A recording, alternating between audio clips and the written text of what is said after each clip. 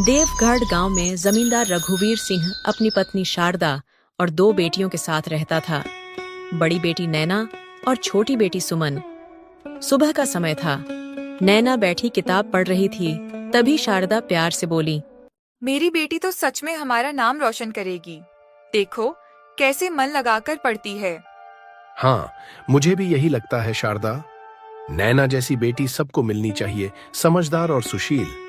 ये सुमन कहाँ है और ये पढ़ाई क्यों नहीं कर रही? अरे वो रसोई में खाना बना रही है। इस बार फिर से महारानी परीक्षा में फेल हो गई है। हर बार वही कहानी। न पढ़ाई में मन लगता है, न कोई हुनर। क्या होगा इसका आगे?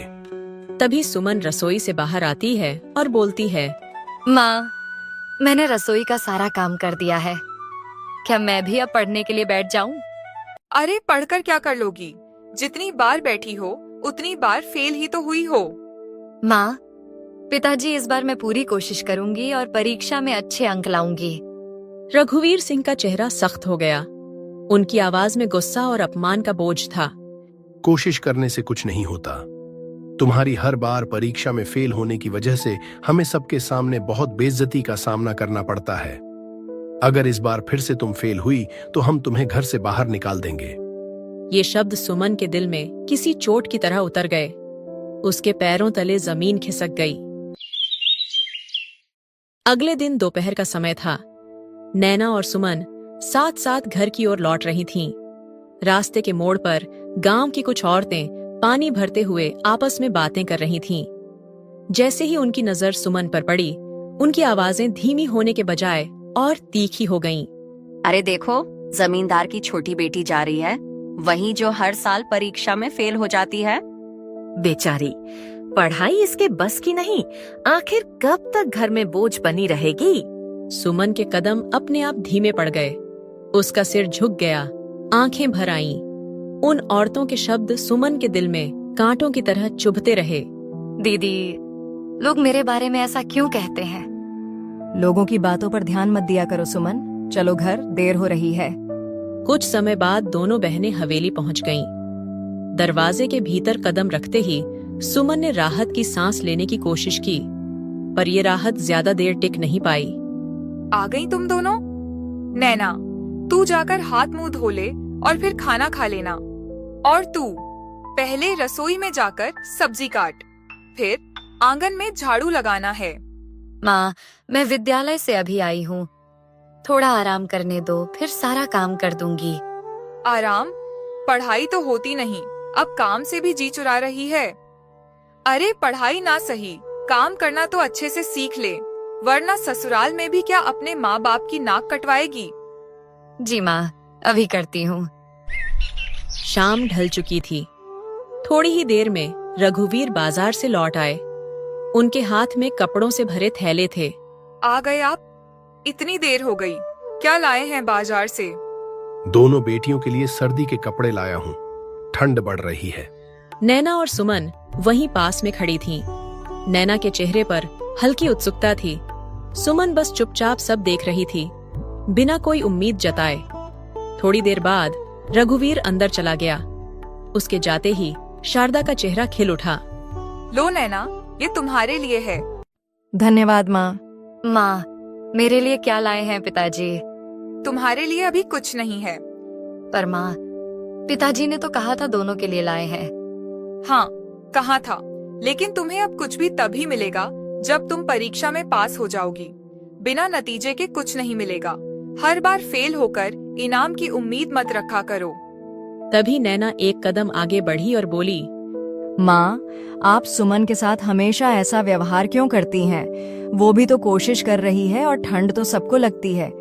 नैना, तुम बीच में मत बोलो। तुम्हें पढ़ाई पर ध्यान देना है, इन सब बातों पर नहीं।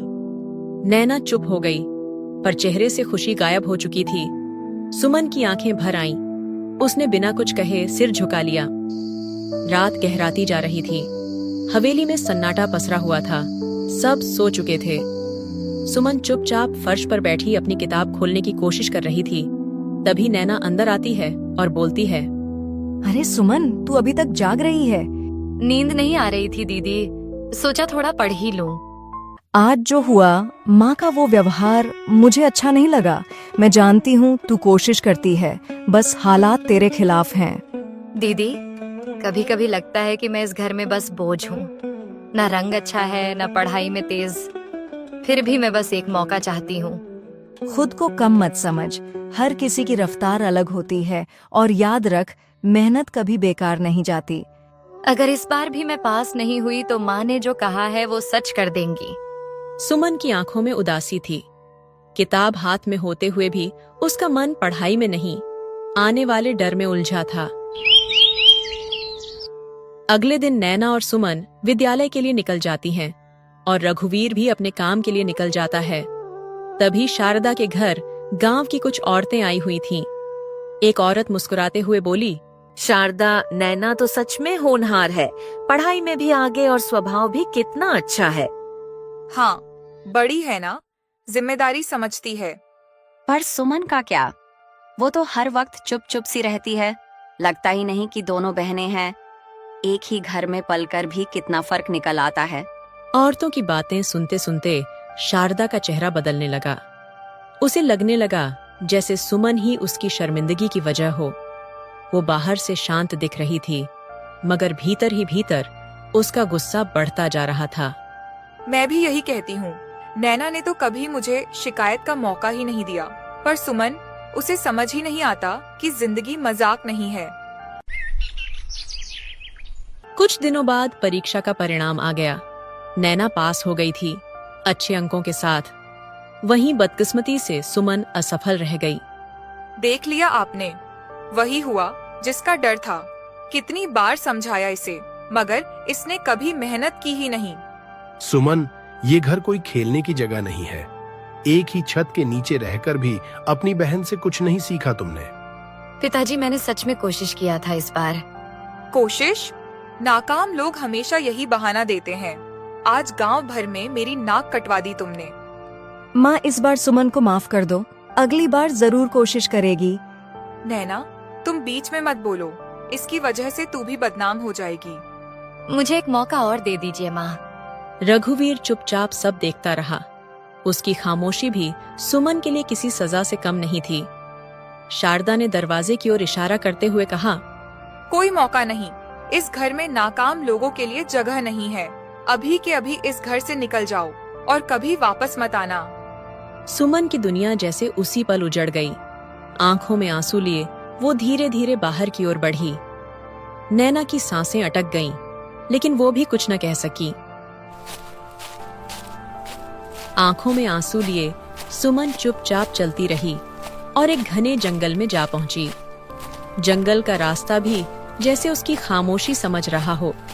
भगवान, अगर किस्मत ही ऐसी थी तो मुझे उस घर में जन्म क्यों दिया? गलती हर बार मेरी ही क्यों बन जाती है? चलते चलते वह तालाब के किनारे आ पहुंची। वहां एक बूढ़ी माँ झुकी हुई कपड़े धो रही थी। कांपते हाथ और थका चेहरा देखकर सुमन वहीं ठहर गई। अरे माँ, तुम्हारे घर में कोई नहीं जो तुम्हारे कपड़े धो दे? तुम्हें तो बहुत तकलीफ हो रही होगी। क्या करूं बेटी, बुढ़ापे में बेटा बहू ने घर से निकाल दिया।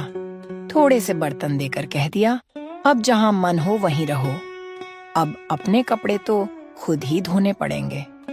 अरे दया आती है तुम्हारी हालत देखकर। माँ, तुम बैठो पेड़ की छाया में, मैं तुम्हारे कपड़े धो देती हूँ। रहने दे बेटी, ठंड लग जाएगी तुझे, मैं खुद ही कर लूंगी। वैसे भी रोज तू मदद के लिए नहीं आएगी। रोज ना सही, आज तो कर सकती हूँ ना। अब और बहस मत करो, बैठो आराम से। अब तू इतनी विनती कर रही है तो ठीक है, मैं थोड़ा बैठ लेती हूँ। फिर वह बूढ़ी माँ एक पेड़ के नीचे बैठ जाती है। हवा के हल्के झोंकों के बीच सुमन कपड़े धोने लगती है। बूढ़ी माँ उसे देखती रहती है, जैसे अपनी ही बेटी को देख रही हो, और सुमन से पूछती है, बेटी, तू इस वक्त इस जंगल में अकेली क्या कर रही है? माँ, मेरे माता पिता ने मुझे घर से निकाल दिया है। उन्होंने बोला कि उनके घर में मेरे लिए कोई जगह नहीं है। सुमन धीरे धीरे बूढ़ी माँ को सारी बातें बताती है। बोलते बोलते उसकी आंखों से आंसू बह निकले। बूढ़ी माँ खामोशी से सुनती रही। उसकी आंखें भी नम हो गईं। माँ बाप का दिल इतना कठोर भी हो सकता है, ये सोचकर ही मन कांप जाता है। मेरे साथ चलो बेटी, जब तक रास्ता न मिले मेरा घर ही तुम्हारा घर समझना। आपका बहुत बहुत धन्यवाद माँ। अगर आप न मिलती तो पता नहीं इस घने जंगल में मैं कहाँ जाती। सुमन बूढ़ी माँ के साथ निकल पड़ी। दोनों तालाब से दूर पेड़ों के बीच बने छोटे से घर की ओर चल पड़ी। घने पेड़ों के बीच से गुजरता संकरा रास्ता उन्हें जंगल के भीतर बनी एक छोटी सी झोपड़ी तक ले आया। आजा बेटी, ये घर छोटा है पर दिल से तुझे अपनाने की जगह है। थक गई होगी, थोड़ा सुस्ता ले, फिर कुछ खा लेना। सुमन की आंखें फिर भर आईं। पहली बार किसी ने उससे बिना सवाल किए बस उसका हाल पूछा था। उस झोपड़ी के भीतर उस रात डर नहीं था, बस सुकून था। शाम ढल चुकी थी। नैना चौखट के पास खड़ी थी। उसकी नजर बार बार रास्ते की ओर जाती, जैसे हर आहट में उसे सुमन के कदमों की उम्मीद हो। माँ, पता नहीं सुमन कहाँ होगी। इतना समय हो गया है। आपने तो उसे बस इतनी सी बात के लिए घर से बाहर निकाल दिया था। माँ, क्या आपको उसकी याद नहीं आती? जिस लड़की को घर की इज्जत की कोई कदर नहीं, जो हर बार हमें शर्मिंदा करे, उसकी याद क्यों आए मुझे? माँ, वो भी तो आपकी बेटी है। गलती एक बार होती है नैना। जो बार बार गिरे उसे संभालने का ठेका मेरा नहीं। जिसे जाना था वो चली गई। अगली सुबह शारदा ने देखा कि गांव में असामान्य हलचल थी। लोग अपने काम छोड़कर चौराहे की ओर जा रहे थे। उत्सुकता में शारदा भी वहां पहुंची। चौराहे पर भारी भीड़ जमा थी। बीच में देवगढ़ राज्य के सिपाही खड़े थे और उनके सामने राज्य के मंत्री घोषणा कर रहे थे। सुनो सुनो, महाराज का हुक्म है। राजमहल में राजकुमार के लिए योग्य कन्या का चयन किया जाएगा। राज्य की सभी योग्य कन्याओं को अवसर दिया जाएगा। चयन परीक्षा द्वारा होगा। जो परीक्षा में उत्तीर्ण होगी वही बनेगी राजकुमार की दुल्हन। ये घोषणा सुनते ही शारदा के चेहरे पर चमक आ गई। उसके मन में तुरंत नैना का चेहरा उभर आया। मेरी नैना समझदार और पढ़ी लिखी है। योग्यता की कसौटी पर वही खरी उतरेगी। मुझे पूरा विश्वास है कि मेरी नैना ही राजकुमार की दुल्हन बनेगी। कुछ ही देर बाद वही खबर बूढ़ी माँ के कानों तक पहुंची। आंखों में चमक और चेहरे पर उत्साह लिए वो तेज तेज कदम बढ़ाती हुई अपनी झोपड़ी की ओर बढ़ चली। बेटी, क्या तुझे पता है, आज राजा के लोग पूरे गांव में नगाड़ा बजाकर खबर सुना रहे थे। हमारे राजा अपने राजकुमार के लिए योग्य कन्या ढूंढ रहे हैं। तो उसमें हमारा क्या भला माँ? राजकुमार तो किसी राजकन्या से ही शादी करेंगे। तुम्हें हमारे राजा के बारे में कुछ पता ही नहीं। वो बहुत नेक इंसान है और वैसे भी राजकुमार किसी को यूं ही नहीं चुनेगा। एक परीक्षा होगी। जो उस परीक्षा में विजयी होगी वही बनेगी राजकुमार की दुल्हन।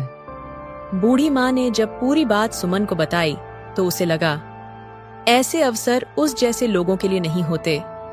लेकिन बूढ़ी माँ का विश्वास शब्दों से ज्यादा गहरा था। आने वाली परीक्षा किस्मत नहीं, योग्यता तय करेगी।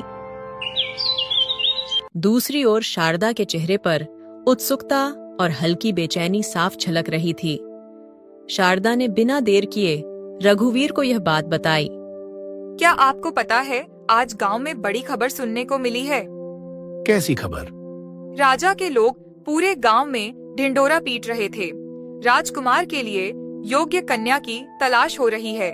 परीक्षा होगी जिसमें हुनर और बुद्धि देखी जाएगी। और मुझे लगता है हमारी नैना से बेहतर लड़की कौन ही है इस गांव में। हाँ, ये बात तो तुम सही कह रही हो शारदा। नैना जैसी पढ़ी लिखी और समझदार लड़की पूरे गांव में नहीं है। अगर किस्मत ने साथ दिया तो हमारी बेटी की जिंदगी बदल सकती है। और अगर ऐसा हुआ तो ये हवेली और हमारा नाम सब और ऊंचा हो जाएगा। इधर राजमहल के शांत कक्ष में राजा गंभीर मुद्रा में बैठे हैं। सामने मंत्री खड़े हैं। वातावरण में किसी बड़े निर्णय की आहट है। तो मंत्री जी, जो काम हमने आपको सौंपा था वो ठीक से हुआ है ना? हाँ महाराज, बिल्कुल आपकी इच्छा अनुसार ही काम हुआ है। पूरे राज्य में खबर पहुंचा दी है। बस अब थोड़ी प्रतीक्षा कीजिए, हमें अपने राज्य के लिए एक योग्य रानी मिल जाएगी। राजा कुछ क्षण मौन रहते हैं, मानो आने वाले समय की कल्पना कर रहे हों। फिर धीरे से कहते हैं, हाँ, राजकुमार से भी इस बारे में बात करनी है। उसे अभी कुछ बताया नहीं गया है, पर मुझे विश्वास है कि मेरे निर्णय से वो असहमत नहीं होगा। बात तो सही है आपकी महाराज, मुझे भी ऐसा ही लगता है। अब मैं राजकुमार को बुलाता हूँ। फिर मंत्री जी राजकुमार को बुलाते हैं। पिताजी, आपने मुझे तुरंत बुलाया। सब ठीक तो है ना? आपकी तबीयत तो ठीक है ना? हाँ बेटा, अब शरीर पहले जैसा कहाँ रहा। जैसे दीमक लकड़ी को खा जाती है, वैसे ही बुढ़ापा शरीर को अंदर से कमजोर कर देता है। इसीलिए तुम्हारे और इस राज्य के भविष्य के लिए कुछ निर्णय लेने हैं। पिताजी, आपके जैसा अच्छा राजा हमारे ही नहीं, पूरे राज्य के लिए वरदान है। पर मैं हमेशा नहीं रहूंगा पुत्र, इसीलिए चाहता हूं कि तुम्हें अब शासन की जिम्मेदारी दूं और तुम्हारे विवाह के लिए कन्या की तलाश जारी हो चुकी है। आप मेरे पिता हैं, आप जो भी निर्णय लेंगे वही मेरे लिए उचित होगा। मुझे आप पर पूरा विश्वास है। तो सब तय रहा, बस अब एक योग्य कन्या का चयन बाकी है, वो भी जल्दी हो जाएगा। तुम मेरे साथ रहना पुत्र। पिताजी, आप निश्चिंत रहिए, मैं हमेशा आपके साथ रहूंगा। राजमहल के विशाल प्रांगण में आज विशेष हलचल थी। दूर दूर से आई कन्याएं सजी संवरी पंक्तियों में खड़ी थीं। एक ओर सुमन बूढ़ी मां के साथ खड़ी थी। साधारण वस्त्रों में होते हुए भी उसकी आंखों में उम्मीद झलक रही थी। तभी उसकी नजर नयना पर पड़ी, जो शारदा के साथ सजी संवरी खड़ी थी। सुमन खुशी से उनकी ओर बढ़ी। माँ, दीदी, आप लोग भी आए हैं? मुझे आप सबकी बहुत याद आती है। अरे देखा है खुद को, यहाँ तेरे जैसी लड़की से राजकुमार शादी करेंगे, ऐसा सोचा भी कैसे तूने? अपनी जगह जाकर खड़ी रह, तमाशा मत बना। शारदा की बात सुनकर सुमन की आंखों में आंसू आ गया। वह बिना कुछ कहे बूढ़ी माँ के पास लौट आई। कुछ समय बाद राजा सभा में पधारते हैं। महाराज, राज्य की सबसे सुंदर और गुणी कन्याएं उपस्थित हैं। यदि आप आदेश दें तो परीक्षा आरंभ की जाए। हाँ, तो कुल मिलाकर तैयारी पूरी हो चुकी है। जी महाराज। तो फिर ठीक है, बुलाइए उन्हें। तभी सभा के एक कोने से शारदा आगे बढ़ती है। महाराज, ये मेरी बेटी नैना है। न केवल सुंदर है बल्कि गुणी भी है। रूप तो बाहरी चीज है, असली चीज है गुण। अच्छे व्यक्ति को सौंदर्य से नहीं, उसके स्वभाव से पहचाना जाता है। क्या तुम्हारी बेटी परीक्षा देने को तैयार है? हाँ हाँ बिल्कुल महाराज। अच्छा, तो एक एक करके आगे बढ़ो और राजकुमार के हाथ से प्रत्येक एक बीज ले लो। कन्याएं क्रम से आगे आती हैं। कोई उत्साहित है, कोई घबराई हुई। बीज लेते समय हर एक के मन में अलग अलग उम्मीदें हैं। इन बीजों को गमले में लगाओ। जिसके बीज से पौधा उगेगा वही इस राज्य की भावी रानी बनेगी। अब तुम सब जा सकती हो, जाओ। सभा धीरे धीरे समाप्त होने लगती है। कन्याएं अपने अपने मन में प्रश्न और आशाएं लिए लौट जाती हैं। सुमन घर पहुंचकर एक गमले में वह बीज लगा रही होती है। उसके मन में बहुत से प्रश्न चल रहे होते हैं। वह बूढ़ी माँ से पूछती है, माँ, आपको क्या लगता है, क्या मेरे गमले में पौधा उग सकता है? बेटी, बीज उगे या न उगे ये हमारे हाथ में नहीं। हमारा काम सिर्फ सच्चाई से उसे लगाना है। अगर मन साफ हो तो खाली गमला भी गवाही बन जाता है। दूसरी ओर बड़े आंगन में नैना राजा द्वारा दिया गया बीज नए मिट्टी के गमले में लगा रही थी। शारदा उसके पास बैठी थी। ध्यान से लगाना नैना, ये मौका दोबारा नहीं मिलेगा। माँ, ये ठीक तो है ना? राजा को सिर्फ हरा पौधा चाहिए। नैना, सच क्या है वो कोई नहीं पूछेगा। अगली सुबह शारदा और नैना दोनों आंगन में रखे गमले के पास आकर खड़ी हो गईं। शारदा ने झुककर मिट्टी को देखा। वहां अब भी कोई हरियाली नहीं थी। अब तक तो कुछ निकल आना चाहिए था। ये बीज कहीं बेकार तो नहीं? माँ, हमने कल ही तो बीज लगाया है, थोड़ा समय तो देना पड़ेगा। शारदा ने गहरी सांस ली। वह कुछ कहे बिना भीतर चली गई, पर उसका मन अशांत था। रात गहरी हुई। घर में सब सो चुके थे। शारदा धीरे धीरे बाहर निकली। उसके हाथ में एक छोटा गुलाब का पौधा था। वह चारों ओर देखकर गमले के पास बैठ गई। नैना का भविष्य यूं मिट्टी में नहीं छोड़ सकती। गमले में पौधा तो उगाकर ही रहूंगी। उसने सावधानी से मिट्टी हटाई, बीज को निकालकर एक ओर रख दिया और गुलाब का पौधा गमले में जमा दिया। इधर सुमन सुबह सुबह अपने गमले के पास आकर बैठ गई। मिट्टी वैसी ही थी, न कोई अंकुर न कोई हरियाली। देखो माँ, मेरी किस्मत इतनी रूखी है कि इस बीज से भी कुछ नहीं निकला। बेटी, किस्मत को इतना दोष मत दे। अभी कुछ दिन बचे हैं, इंतजार करते हैं, पौधा निकल जाएगा। अगर सबके गमलों में पौधे उगाए और मेरे में नहीं, तो मैं क्या कहूंगी? तू सच लेकर जाएगी सुमन। कभी कभी सच सबसे पहले अकेला ही खड़ा होता है। अगली सुबह राज दरबार में सभी कन्याएं अपने अपने गमलों के साथ खड़ी थीं। अधिकतर गमलों में हरे भरे पौधे लहलहा रहे थे। माता पिता गर्व से उनके पीछे खड़े थे। नैना आगे की पंक्ति में थी। उसके गमले में गुलाब का स्वस्थ पौधा था। शारदा का चेहरा खुशी से चमक रहा था। दरबार के एक किनारे सुमन खड़ी थी। उसके गमले में मिट्टी सूनी पड़ी थी।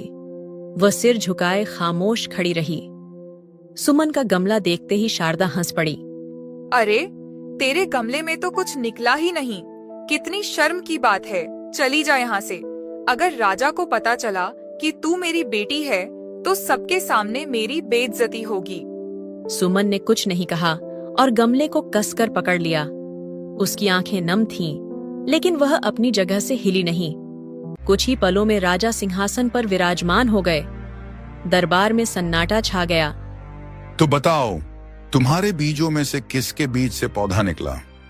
महाराज, कृपा करके इधर देखिए। मेरी बेटी के गमले में कितना सुंदर गुलाब खिला है। इसे देखकर ही पता चलता है कि संस्कार और मेहनत कैसी होती है।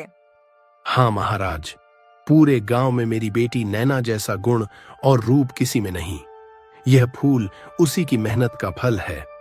तभी राजकुमार राजेश ने शांत दृष्टि से सुमन की ओर देखा और बोला, सुमन, तुम्हारे बीज से कोई पौधा नहीं होगा? नहीं राजकुमार, मेरे बीज से तो कोई अंकुर ही नहीं निकला। एक पल का सन्नाटा छा गया। तभी राजा का स्वर अचानक कठोर हो उठा। तुम सब झूठ बोल रही हो। तुम में से कोई भी राजकुमार से विवाह योग्य नहीं है। दरबार में उपस्थित सभी चौंक उठे। सब एक दूसरे का मुंह देखने लगे। शारदा का चेहरा पीला पड़ गया। क्योंकि मैंने तुम सबको खराब बीज दिए थे। तो बताओ, खराब बीज से पौधे कैसे उग सकते हैं?